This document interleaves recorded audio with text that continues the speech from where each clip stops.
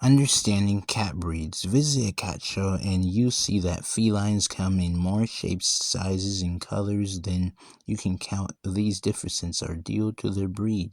The name for a type of domestic animal whose reproduction has been controlled to create offspring with a specific features from extra fluffy tails to curly whiskers. While most pet cats are of mixed ancestry and don't belong to an official breed, people who want a pedigreed, purebred pet have many to choose from today. There are dozens of breeds officially recognized by cat registries. A breed apart. Cat breeding took off in the 19th century after a national competition at London's Crystal Palace in 1871 showcased more than 150 exotic felines. As keeping and breeding cats become more popular, registries like the Cat Fanciers Association began to track the traits that define each breed. Today, breeders follow these breed standards closely to create cats that are perfect representatives of their kind. Act natural. Some cat breeds came about naturally. These cats had natural characteristics or adaptations that helped them survive. Cats in Maine, USA, for example, developed long waterproof coat that helped withstand the harsh winters there. Today, these cats are known as Maine Coons. Page 200. Other natural breeds came to be because they arose from small populations in remote, isolated locations. Long ago, one of the founding fathers or mothers of the Manx, page 140, had a bobbed tail, a genetic mutation like the one that caused a bobtail rarely appears in the large population, but in a small one like the founding population on the Isle of Man where the Manx originated, this trait can take over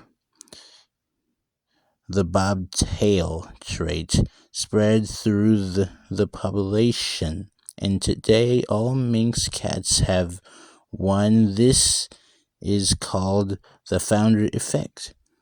See the Manx kitten? Aww, so adorable.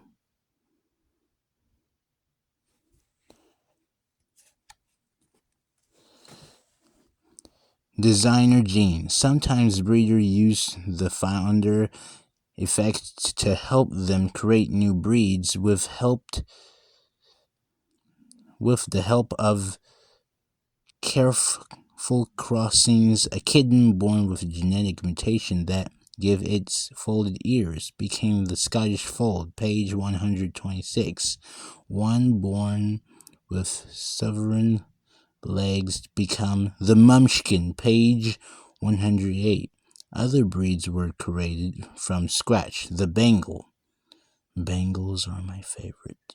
Page 44 was born when one breeder crossed Asian leopard cats with domestic cats to create new breed. In 1970s, breeders used their knowledge of genetics to crossbreed one breed with another to produce kittens with the traits they want. These designer cats are often popular pets that can sell for top dollar. but not everyone thinks breeding them is a good idea. Cats with wild ancestry can be dangerous. Inbreeding breeds can result in cats with health problems. Genetics games. Cat characteristics like a severn tail, super fluffy coat with extra toes are often the results of genes that are either dominant or recessive. A kitten needs to have only one copy of the domain gene from either parent to be born with a trait. For example, if one parent carries the domain gene for a striped tabby coat, all the kittens that inherit that gene will have a striped tabby coats. To be born with a trait carried by recessive gene, a kitten needs to have a copy from each parent. The kitten for the Sphinx Cats, page 146. A hairlessness, for example, is recessive and must come from both parents to produce a hairless kitten. Sometimes inheriting two copies of the gene can be dangerous. That's the case with domains. Gene for folded ears in the Scottish Fold, page 128. Kittens who receive two copies of this gene suffer from a painful condition that cause bone deformities. So breeders of the Scottish Fold are careful to cross their folds with other breeds with normal ears, such as British Shorthairs. This is called outcrossing. This prevents the kittens from receiving two copies of the gene.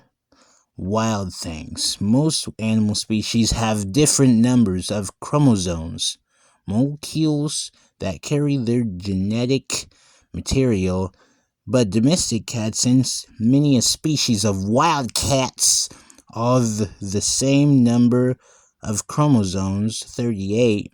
That means that these species can be crossed with each other to produce new breeds. These crossings are called hybrids. Hybrid crosses of domestic cats and small wild cats have been very popular of their exotic looks. The Savannah, I like savannas, page 126, a cross between a Siamese, page 138, and a serval, has the large ears, long legs, and spotted coat of its wild parents. Cat breeders are always trying to dream up the next popular cat breed. They try to crossings, like a wild caracal and a domestic cat, which produce an experimental breed called the Caracat. It can take years for these new cats to be officially recognized by breed registries. Domain and recessive traits. Domain. The following are some examples of domain traits, meaning only one copy of the gene has been inherited for the trait to be present in the cat. Short hair, black hair, gouty, wild color, striped, tappy, extra toes, polydactyl, recessive. The following are some examples of recessive traits, meaning two copies of the gene must be inheriting of the trait to be present in the cat. Long hair, chocolate hair, none. Agouti, white blotched tabby. Typical toes. Long hair, white hair. What the box means. For each of the breed profiles in this book, you'll find a fact box with helpful information to help you decide if this cat for you. Where the breed is, we know it today was developed. How big the cat will be when fully grown. The coat colors and patterns, characteristics of this breed, grooming, how much effort it takes to care for the cat's coat. 1 comb means grooming about once a week. 3 combs means a few times a week, and 5 combs means daily grooming. Catitude. These some cats are some outgoing, others are reserved, some love a cuddle, and others are more independent. Different breeds tend to share certain temperament traits, but all cats have their own unique personalities, and some may not fit the description of their breed.